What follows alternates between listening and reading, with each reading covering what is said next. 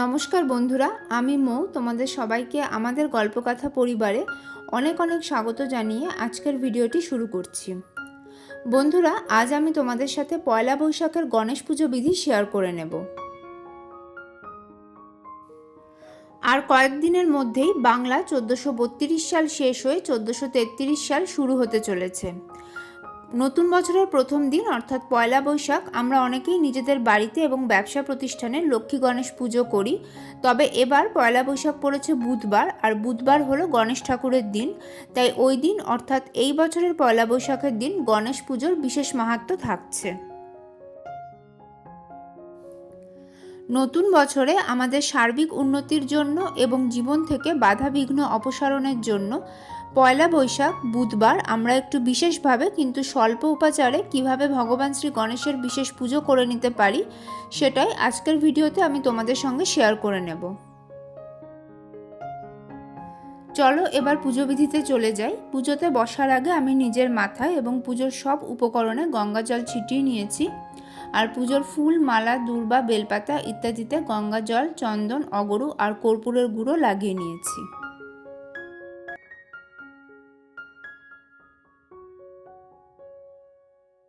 পুজোতে বসে প্রথমেই আমি আচমন আর বিষ্ণু স্মরণ করে নিচ্ছি। হাতে সামান্য গঙ্গা জল নিয়ে নিয়েছি। নমো বিষ্ণু, নমো বিষ্ণু, নমো বিষ্ণু। ওং অপবিত্র পবিত্র বা সর্বাবস্থাং গতঃ পিবা যশ্বরেত পুণ্ডরীকাক্ষং সবাহ্য অভ্যন্তর সূচি নম সূচি, নম সূচি, নম সূচি। পুজো শুরু করার আগে আমি ধূপ এবং দীপ ধরিয়ে নিয়েছি।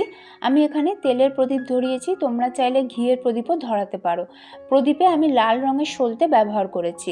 প্রদীপে সামান্য একটু কর্পূরের গুঁড়ো, সামান্য হলুদের গুঁড়ো এবং একটা ছোট এলাচ দিয়ে রেখেছি।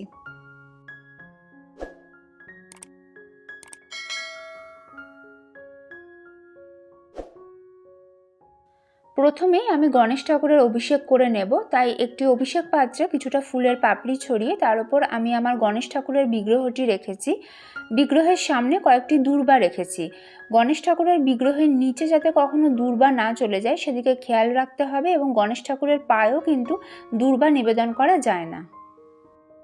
বন্ধুরা, আজকে যেহেতু আমি একটু বিশেষভাবে গণেশ ঠাকুরের পুজো করছি, তাই পঞ্চামৃত দিয়ে আমি গণেশ ঠাকুরের অভিষেক করাবো। একটি পাত্রে আগে থেকেই কাঁচা দুধ, টক দই, ঘি, মধু এবং শর্করা একসাথে মিশিয়ে আমি পঞ্চামৃত বানিয়ে রেখেছি। শর্করা অর্থাৎ চিনি বা মিছরি। এবার এই পঞ্চামৃতের মধ্যে আমি একটুখানি ফুলের পাপড়ি আর কয়েকটা দূর্বা দিয়ে দিলাম।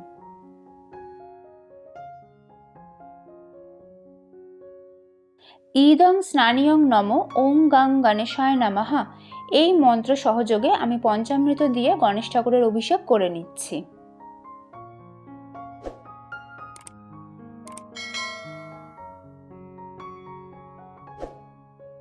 পঞ্চামৃত দিয়ে অভিষেক হয়ে যাওয়ার পর আমি সুগন্ধি জল দিয়ে গণেশ ঠাকুরের অভিষেক করব। সুগন্ধি জল প্রস্তুত করার জন্য একটি তামার পাত্রে আমি কিছুটা গঙ্গা জল নিয়ে নিয়েছি। এর মধ্যে প্রথমেই আমি দিয়ে দিচ্ছি সামান্য পরিমাণে গুঁড়ো হলুদ। এরপর দিচ্ছি একটু কর্পূরের গুঁড়ো। এরপর দিয়ে দেব সামান্য অগরু। এরপর দিচ্ছি একটু গোলাপ জল। আর সবশেষে দিয়ে দেব কিছুটা লাল চন্দন। এই প্রসঙ্গে বলে রাখি বন্ধুরা, গণেশ পুজোতে কিন্তু লাল চন্দন ব্যবহার করা হয়। সবটা আমি একসাথে মিশিয়ে নিয়ে সুগন্ধি জল প্রস্তুত করে নিচ্ছি। এবার এই সুগন্ধি জলের মধ্যে আমি কিছুটা ফুলের পাপড়ি এবং কয়েকটি দূর্বা দিয়ে দিচ্ছি। দূর্বা সবসময় বিজোড় সংখ্যায় দেওয়া হয়, অর্থাৎ 3টে, 5টা, 7টা, 9টা এইরকম। ইদং স্নানিয়ং নমো ওং গাং গণেশায় নমঃ, এই মন্ত্র সহযোগে সুগন্ধি জল দিয়ে আমি ভগবান গণেশের অভিষেক করে নিচ্ছি।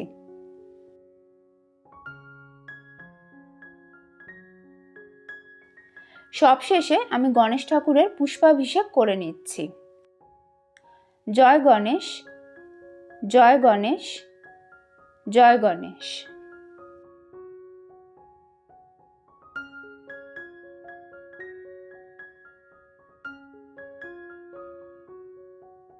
জয় গণেশ, জয় গণেশ, জয় গণেশ। জয় গণেশ, জয় গণেশ, জয় গণেশ। বন্ধুরা, ভগবান গণেশের এই স্নানাভিষেকের জল তোমরা বাড়ির সকলের মাথায় সামান্য ছুঁয়ে নিয়ে তারপর জবা গাছ বা যে কোনো ফুল গাছের গোড়ায় দিয়ে দিতে পারো, তবে তুলসী গাছের গোড়ায় দিও না, কারণ গণেশ পুজোয় তুলসীর ব্যবহার নিষিদ্ধ। বন্ধুরা, তোমরা যারা মাটির প্রতিমা বা গণেশ ঠাকুরের চিত্রপটে পুজো করবে তারা কিভাবে অভিষেক করবে এবার সেটা বলে দিই। আমি যেভাবে সুগন্ধি জল বানিয়েছিলাম তোমরা সেরকমভাবে সুগন্ধি জল বানিয়ে নিয়ে একটা পরিষ্কার শুকনো কাপড় ওই জলটা দিয়ে একটু ভিজিয়ে নিয়ে মাটির প্রতিমা বা চিত্রপটটি ওই কাপড়টি দিয়ে তোমরা মুছে নিতে পারো। এইভাবে তোমরা অভিষেক বিধি করে নিতে পারবে। একটা জিনিস তোমাদের দেখিয়ে দিই বন্ধুরা, দেখো এই পাত্রে আমি কিছুটা হলুদ মিশ্রিত আতপ চাল নিয়েছি, অর্থাৎ সাধারণ আতপ চালের সঙ্গে কিছুটা হলুদ গুঁড়ো মিশিয়ে আমি এই হলুদ মিশ্রিত আতপ চাল বা হলুদ রঙের আতপ চাল করে নিয়েছি। গণেশ পুজোয় এই হলুদ মিশ্রিত আতপ চাল বা হলুদ রঙের আতপ চাল ব্যবহার করা সবথেকে শুভ বলে মনে করা হয়, তাই আমি গণেশ চতুর্থীর পুজো এবং প্রত্যেক বুধবারের গণেশ পুজোতে এই হলুদ মিশ্রিত চালই ব্যবহার করি। আজকেও আমি এই হলুদ মিশ্রিত চালই ব্যবহার করব পুজোতে। তবে তোমাদের পক্ষে যদি এটা করা সম্ভব না হয় তোমরা সাধারণ সাদা আতপ চাল দিয়েও পুজো করে নিতে পারো। ভিডিও শ্যুটের সুবিধার জন্য আমি আজকে গণেশ পুজোর জন্য একটা আলাদা করে আসন পেতে নিয়েছি।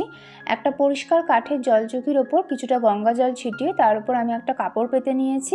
কাপড়ের ওপর আরও কিছুটা গঙ্গা জল ছিটিয়ে নিয়েছি এবং একটু কর্পূরের গুঁড়ো ছড়িয়ে দিয়েছি। দেখো বন্ধুরা, আসনের ওপর 3টে জায়গাতে আমি কিছুটা করে ফুলের পাপড়ি দিয়ে রেখেছি এবং তার উপরে হলুদ মিশ্রিত গোটা আতপ চাল রেখেছি। এই মাঝখানে যে ফুলের আসনটি রয়েছে তার উপর আমি আমার গণেশ ঠাকুরের প্রতিমাটি রাখবো এবং তার দুপাশে ঋদ্ধি এবং সিদ্ধিকে রাখবো। গণেশ চতুর্থীর পুজোর দিন আমি ঋদ্ধি এবং সিদ্ধিকে স্থাপনা করেছিলাম, সেই সুপারি দুটি আমি আজকের পুজোতে গণেশ ঠাকুরের দুপাশে রাখবো। আসনের ওপর আমি গণেশ ঠাকুরকে বসিয়ে নিয়েছি এবং গণেশ ঠাকুরের দুপাশে ঋদ্ধি এবং সিদ্ধিকেও বসিয়ে নিয়েছি। গণেশ ঠাকুরের অভিষেক আমি আগেই করে নিয়েছি। এবার একটি ফুলের সাহায্যে সামান্য গঙ্গা জল দ্বারা আমি ঋদ্ধি এবং সিদ্ধির অভিষেক করে নিচ্ছি। গণেশ ঠাকুরকে আমি একটি পৈতে নিবেদন করে দিলাম। আমি এখানে হলুদ পৈতে নিবেদন করলাম, তোমরা সাদা পৈতেও নিবেদন করতে পারো। আর এটা কোনো নতুন পৈতে নয়, গণেশ চতুর্থীর দিন যে পৈতে আমি নিবেদন করেছিলাম এটা সেই পৈতেটাই। গণেশ ঠাকুরকে বস্ত্রস্বরূপ এই লাল রঙের কাপড়টি আমি নিবেদন করে দিয়েছি। এতে আমি সামান্য পরিমাণে আতর লাগিয়ে রেখেছি। তোমরা চাইলে মৌলি সুতো বস্ত্রস্বরূপ নিবেদন করতে পারো। পুজোর পরে যখন পুজোয় নিবেদন করা ফুল, বেলপাতা, দূর্বা এগুলো সরিয়ে নেবে তখন তোমরা ওই মৌলি সুতোও সরিয়ে নিতে পারো এবং পরে সেগুলি জলে দিয়ে দিতে পারো। ঋদ্ধি সিদ্ধিকে বস্ত্রস্বরূপ আমি আতর লাগানো মৌলি সুতো নিবেদন করে দিচ্ছি। গণেশ ঠাকুরকে আমি প্রথমেই লাল চন্দনের তিলক পরিয়ে দিচ্ছি। গণেশ ঠাকুরের মুশিক বাহনকেও আমি লাল চন্দনের তিলক পরিয়ে দিচ্ছি। গণেশ ঠাকুরের দুপাশে থাকা ঋদ্ধি এবং সিদ্ধিকেও আমি লাল চন্দনের তিলক পরিয়ে দিচ্ছি। এবার আমি গণেশ ঠাকুরকে সিঁদুরের তিলক পরিয়ে দিচ্ছি। গণেশ ঠাকুরের বাহনকেও আমি সিঁদুরের তিলক পরিয়ে দিচ্ছি। ঋদ্ধি এবং সিদ্ধিকেও আমি সিঁদুরের তিলক পরিয়ে দিচ্ছি। এবার আমি সবাইকে হলুদের তিলক পরিয়ে দিচ্ছি। গণেশ পুজোয় হলুদের ব্যবহার অত্যন্ত শুভ বলে মনে করা হয়। গণেশ ঠাকুরের তিলকে আমি কয়েকটি হলুদ মিশ্রিত গোটা আতপ চাল আটকে দিলাম। ইদং অক্ষতং নমো ওং গং গণেশায় নমঃ এই মন্ত্র সহযোগে আমি কিছুটা পরিমাণ হলুদ মিশ্রিত গোটা আতপ চাল গণেশ ঠাকুরকে নিবেদন করে দিচ্ছি।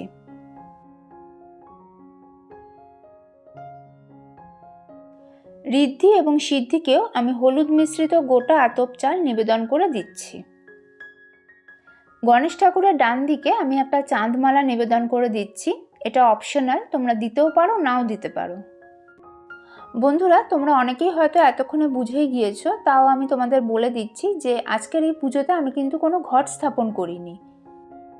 লাল চন্দন সহযোগে একটি লাল জবার মালা আমি গণেশ ঠাকুরকে নিবেদন করে দিয়েছি। লাল জবা গণেশ ঠাকুরের সবথেকে প্রিয় ফুল। বন্ধুরা, আমরা জানি যে দূর্বা ছাড়া গণেশ ঠাকুরের পুজো অসম্পূর্ণ, তাই এবার আমি গণেশ ঠাকুরকে দূর্বা নিবেদন করে দেব। এখানে আমি 3টে দূর্বার গোছা নিয়েছি, প্রত্যেকটি গোছাতে 21টি করে দূর্বা রয়েছে। লাল চন্দন সহযোগে এই 3টি দূর্বার গোছা আমি গণেশ ঠাকুরের 2 কাঁধে এবং মস্তকে নিবেদন করে দেব। গণেশ ঠাকুরকে দূর্বা নিবেদন করার মন্ত্রটি হল ইদং দূর্বাদলং নম ওম গং গণেশায় নমঃ।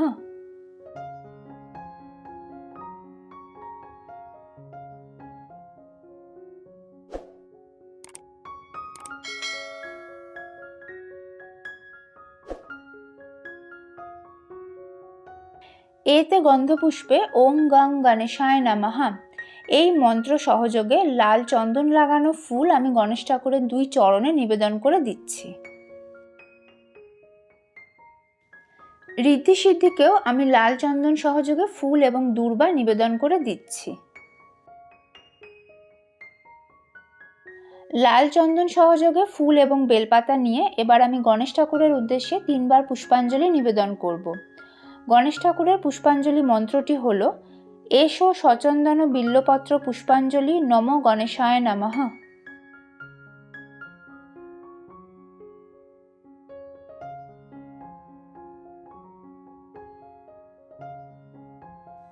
এসো সচন্দন বিল্লপত্র পুষ্পাঞ্জলি নমো গণেশায় নমঃ।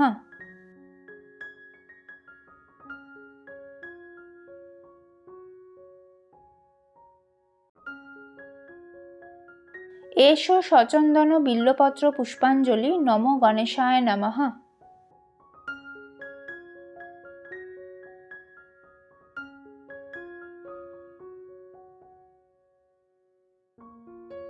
হাত জোড় করে এবার আমি গণেশ ঠাকুরের প্রণাম মন্ত্র পাঠ করে নিচ্ছি।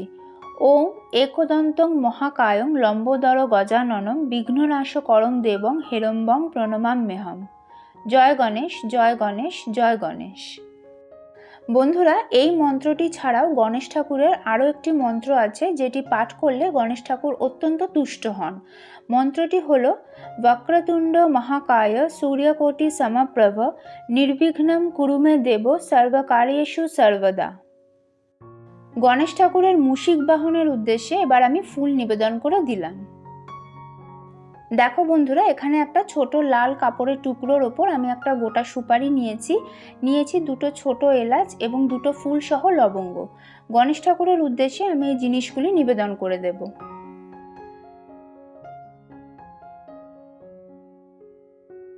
বছরের প্রথম দিন তোমরা যখন গণেশ পুজো করবে তখন এই সুপারি, এলাচ আর লবঙ্গ তোমরা এইভাবে গণেশ ঠাকুরকে নিবেদন করে দিতে পারো। ওই দিন সারাদিন এগুলো এইভাবেই থাকবে। পরের দিন যখন তোমরা নিত্য পুজো করবে তখন এই লাল কাপড়ের মধ্যে এই সুপারি, এলাচ আর লবঙ্গগুলো বেঁধে নিয়ে গণেশ ঠাকুরের কাছে রেখে দেবে। সারা বছরে যখনই তোমরা কোনো ইম্পর্টেন্ট কাজে যাবে, যেমন বিজনেস রিলেটেড কোনো মিটিং, কোনো চাকরির ইন্টারভিউ বা কোনো পরীক্ষা, তখন এই পুঁটলিটা তোমাদের সঙ্গে নিয়ে যাবে গণেশ ঠাকুরের আশীর্বাদ স্বরূপ। ফিরে এসে আবার গণেশ ঠাকুরের কাছে এই পুঁটলিটা রেখে দেবে। সারা বছর এটা এইভাবেই থাকবে।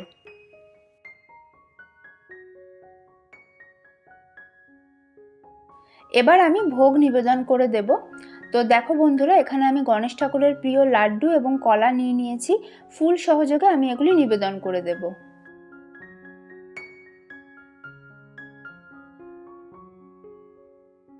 এবার আমি পানীয় জল নিবেদন করে দিচ্ছি।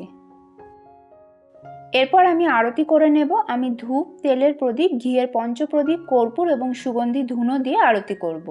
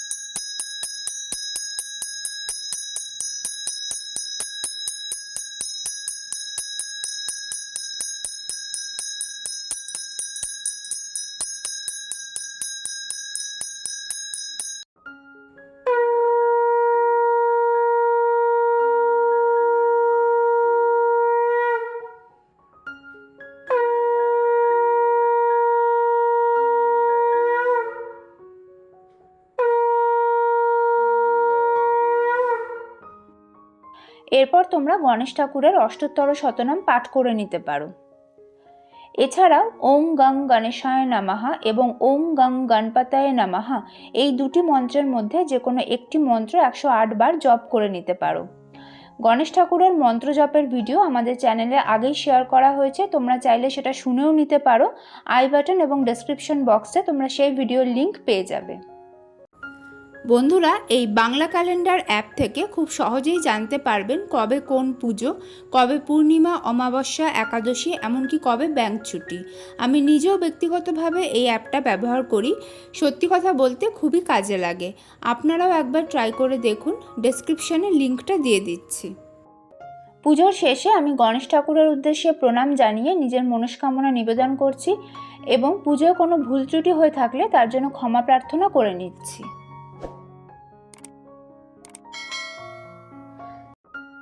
তাহলে বন্ধুরা, তোমরা দেখলে যে নতুন বাংলা বছর যাতে আমাদের খুব ভালো কাটে এবং আমরা সফল হই সব ক্ষেত্রে, তার জন্য বছরের প্রথম দিন আমরা কিভাবে একটু বিশেষ উপায় অথচ স্বল্প উপাচারে গণেশ ঠাকুরের পুজো করে নিতে পারি। কেমন লাগলো তোমাদের আজকের পুজোর ভিডিও আমাকে কমেন্ট করে অবশ্যই জানিও। ভালো লাগলে লাইক এবং শেয়ার করে দিও। আর যদি তোমরা প্রথমবার এই চ্যানেলের ভিডিও দেখে থাকো তাহলে প্লিজ চ্যানেলটা সাবস্ক্রাইব করে নিও। সকলকে নতুন বাংলা বছরের অগ্রিম শুভেচ্ছা জানাই। নতুন বছর 1433 সাল আমাদের সকলের খুব ভালো কাটুক এবং আমাদের জীবনে অনেক আনন্দ এবং অনেক সফলতা নিয়ে আসুক। ঈশ্বরের কাছে এই প্রার্থনা করে আজকের ভিডিও এখানেই শেষ করছি। নতুন ভিডিও নিয়ে ফিরে আসবো খুব তাড়াতাড়ি। ভগবান গণেশের আশীর্বাদে তোমরা সবাই ভালো থেকো, সুস্থ থেকো। জয় শ্রী গণেশ।